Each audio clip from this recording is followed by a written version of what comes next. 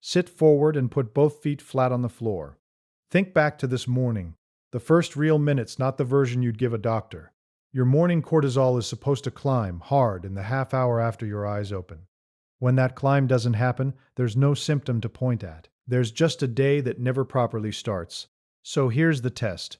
And it's one question: how many minutes from waking until you felt like a person?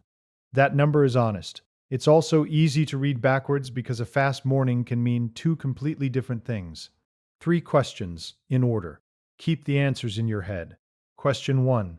This morning, from the moment your eyes opened to the moment you felt like yourself. Clear, upright, able to hold a conversation without effort. How long was that? Not how long until the coffee. How long until you? 4 bands.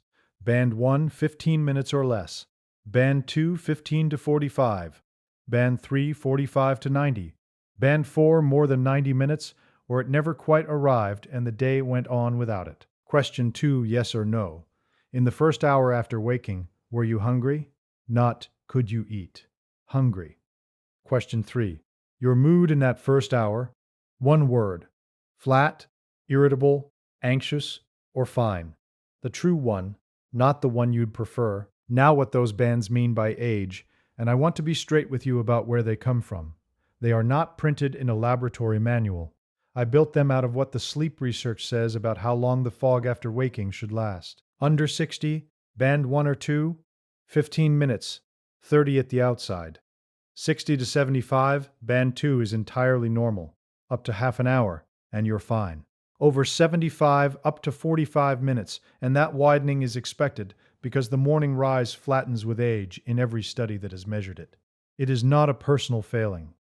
The band that surprised me was band 4. I assumed almost nobody lived there. Then I started asking, and the honest answer from a lot of people was 90 minutes, 2 hours every day for years.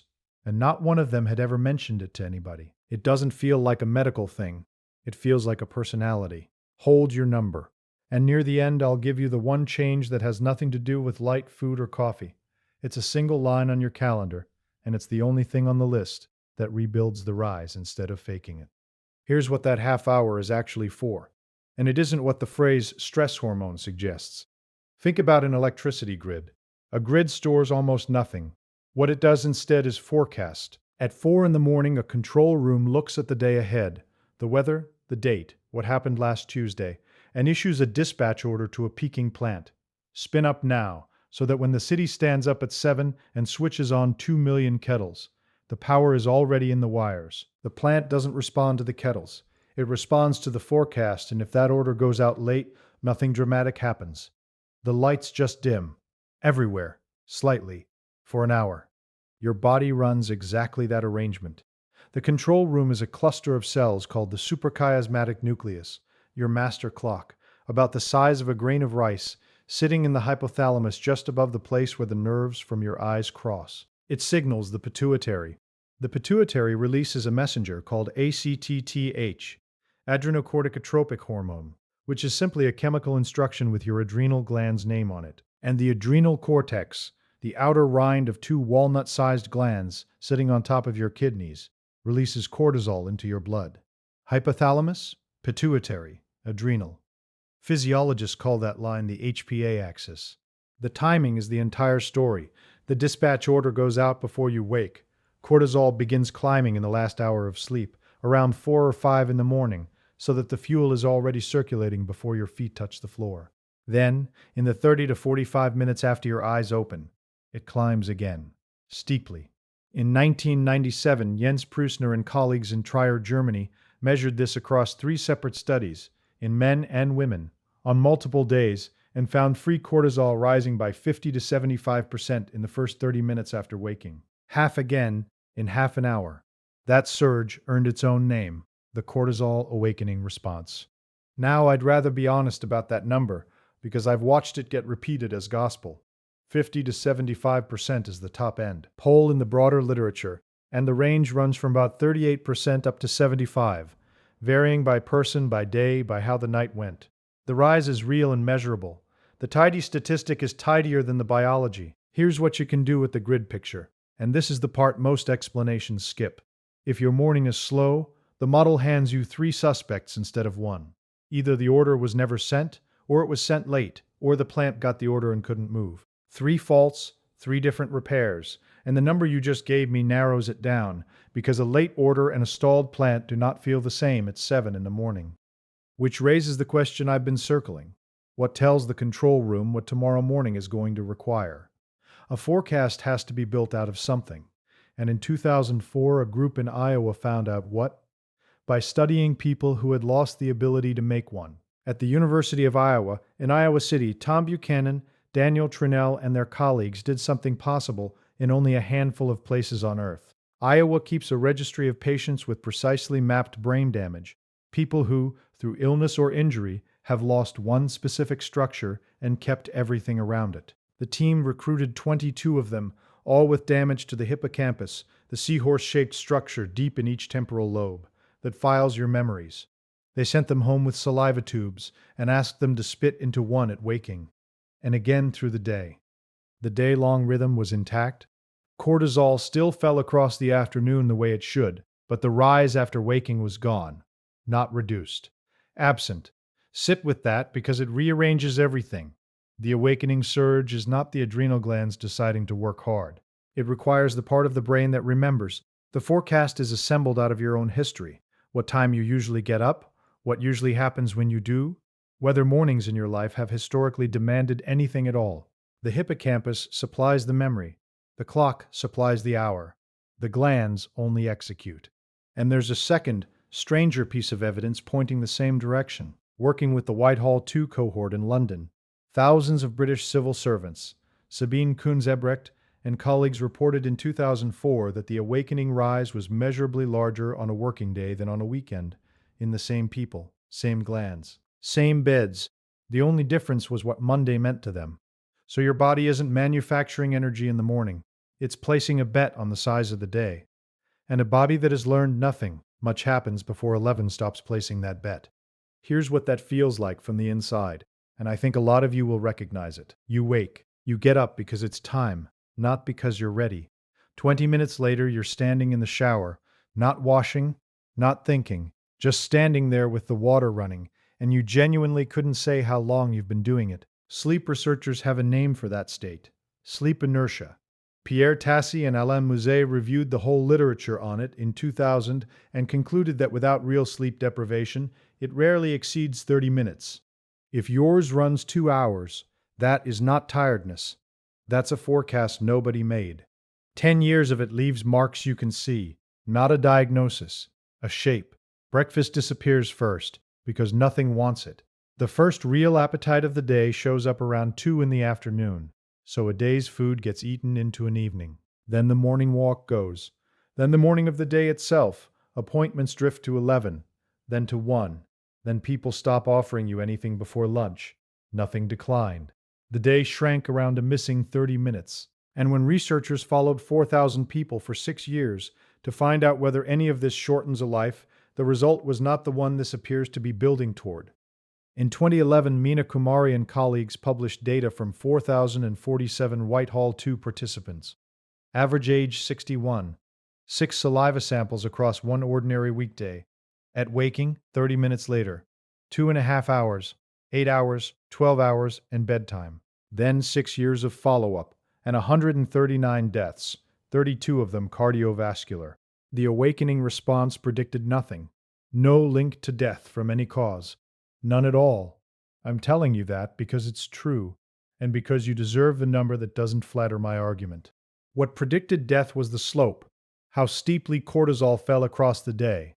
The flattest declines carried around a 30% higher risk of dying from any cause, and close to double the risk of a cardiovascular death. Then they took the slope apart to find which end was doing the damage. It wasn't the low morning. It was the high bedtime. Cortisol still elevated at 11 at night, so the morning surge isn't the thing that harms you. The morning surge is the readout. It tells you whether your day has a shape, a peak and a fall, and a day with no peak at 7 has nowhere to fall from at 11. That's why you get a second wind at 9 at night, and can't explain it. Flat in the morning, humming at midnight. If that just moved something into place, subscribe now because there's a section coming that reverses part of what I've told you, and it's 4 minutes away. So, the order goes out at 4, cortisol lifts 50%. By half past 6:20, two people missing a hippocampus can't produce that lift at all, and 4,000 civil servants say the danger sits at 11 at night rather than 7 in the morning.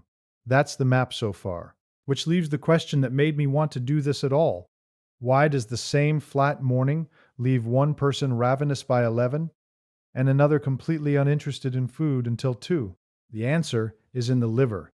It's why I asked you the hunger question, and it changed what I do before I eat anything. Do this now, wherever you're sitting. Press the flat of your hand just under your right ribs and breathe out. Under your hand, about a fist's width in, is the underside of your liver. There's nothing to feel. I want you to know where it is, because it decides whether your morning contains breakfast. Cortisol's main daytime job is fuel. It instructs the liver to release stored sugar, glycogen broken down first, then gluconeogenesis, the liver assembling fresh glucose out of amino acids. A proper surge opens that store, and you walk around for 2 hours on fuel you never ate, which produces the effect nobody warns you about. A strong awakening response can switch morning hunger off completely. The pantry is open, so nobody goes to the shops. That's why the hunger question splits people down the middle. Band 1, awake fast, not hungry. That's a working system, and skipping breakfast costs you very little. Band 4, slow and foggy, also not hungry. Different animal entirely. That's a day running 6 hours late. No fuel released at 7. Appetite arriving at 2. Dinner at 9, and the whole cycle teaching your clock all over again that mornings are nothing. Same missing breakfast, opposite meaning. And that closes the thing I left open in the first minute. A quick morning is only good news when the rest of the pattern comes with it. Now I have to break something I built. Everything so far has assumed the surge is a response to waking, that opening your eyes triggers it. In 2025, a group in Cambridge went back through continuous cortisol measurements and asked a rude question. Is the climb in the hour after waking any faster than the climb in the hour before? Their answer was no. They found no change in the rate of increase across the moment of awakening. If that holds, then a good part of what everybody, me 10 minutes ago, calls a response to waking is simply the rise that was already underway, and we've been measuring wherever people happen to set the alarm. I'd rather you had the honest version, because it's more useful. The climb is real either way. What's uncertain is how much of it your eyes opening actually causes, and that changes what you do, because if the rise is largely built the night before, and the hour before, chasing it after you're up is the wrong end of the problem. Here's where I say a phrase out loud that some of you have already thought, and I want to be fair to it. Adrenal fatigue. If your mornings have felt broken for years, somebody has probably told you your adrenal glands are worn out, exhausted by stress, running on empty. That story fits the feeling perfectly. It explains something genuinely real. That's exactly why it spread. The trouble is that it's been checked. In 2016, Flavio Catagiani and Claudio Cater went through 58 studies looking for evidence that stress wears out the adrenal glands of otherwise healthy people, and found none. The tired glands of tired people produce plenty of cortisol. Nothing is depleted, which is better news than it sounds. A worn-out gland is a spent thing. A miscued gland is a scheduling problem, and one of those you can start fixing this week. 2 cautions. First, if you truly cannot get out of bed, if you're losing weight without trying, if you go gray and dizzy on standing, that's a doctor and a morning blood test, not a talk like this. 1. Genuine adrenal insufficiency exists. It runs somewhere around 10 to 22 cases per 100,000 people in Europe. It's diagnosed at 8 in the morning with a needle, and no saliva kit posted to your house will find it. And nothing sold with the word adrenal on the label is going to reschedule your hypothalamus. The fix is next, and the strongest part of it is free and takes 10 minutes. 2 things, in order, and the order is the whole trick. First, light, and a specific amount of it. In 1999, Frank Shear and Ruud Boys in Amsterdam gave volunteers 1 hour of 800 lux at their normal waking time against darkness on another day. Salivary cortisol at 20 and 40 minutes after waking was significantly higher under the light, by roughly 35%. 800 lux is the number to keep, and here's why it matters more than anything else in this list. A well-lit living room at night, every lamp burning, is about 150 lux. Nowhere close. Standing at an open window under a gray sky is 1 to 2,000. Outdoors on an overcast day, 10,000. So the instruction is not get some light. It's 10 minutes with your face toward the actual sky, no glass in the way if you can manage it, inside the first 15 minutes of getting up. Windows and screens don't do this job. Second, and almost nobody says this part, light before coffee, never with it. Caffeine has its own effect on this system. William Lavallo's group showed in 2005 that caffeine raises cortisol even in people who drink it every single day. The tolerance is incomplete, so your first cup does produce a lift you can feel, and that's precisely the trap. It borrows a surge, and the real one goes unbuilt. Have the coffee, have it 20 minutes after the light, rather than instead of it. Now the honest limit, and it belongs right here beside the confident instruction. The Amsterdam Light Study was a handful of volunteers. In 2010, Christopher Jung's group found bright light at other points in the day, pushing cortisol down rather than up. The morning direction looks consistent across studies. The size of the effect is not settled. Anyone telling you exactly how many lux, at exactly which minute, is claiming more than the data holds. And the last thing, the one I promised, the line on your calendar. Remember what those London civil servants showed. The same body makes a bigger morning rise on a day it expects to work. So give your body something to expect. Put one thing at 8 in the morning, on a fixed day, that involves another human being who will notice if you don't turn up. A walk with a neighbor. A call you make, not one you receive. Not a task you could quietly move at 7:55 because your hippocampus is not fooled by things you always reschedule. It builds the forecast out of your real history, and you are the one writing that history. 3 weeks of a genuine 8 o'clock, and the anticipation starts arriving before the alarm does. 4 steps, same order every morning. 1. A fixed wake time, 7 days a week, inside a 30-minute window. And fix the waking end, not the bedtime end, because the forecast is built from when you get up. 2. Within 15 minutes of getting up, 10 minutes of daylight on your face, outdoors or at an open window. 800 lux minimum, which in plain terms means this. If you couldn't tell it was daytime with your eyes shut, it isn't enough. 3. Coffee after the light, 20 minutes after, and not before 8, if you can hold out. 4. One appointment at 8 in the morning, one fixed day a week, with somebody who'll notice if you're not there. If step 4 is the one you'd never have thought of, hit like. It's the only signal that puts this in front of someone who's spent 20 years calling this a character flaw. Then run the test again in 3 weeks. Same question, same honesty. Minutes from open eyes to being yourself. Before you go, 2 things in the comments. Your band, 1, 2, 3, or 4, and your age. That's all I want. I read them and I want to see where the line actually falls. Then send this to whoever in your family everybody has decided is not a morning person. They were handed a personality when they should have been handed a clock. Your mornings aren't failing. They're waiting to be told what to expect.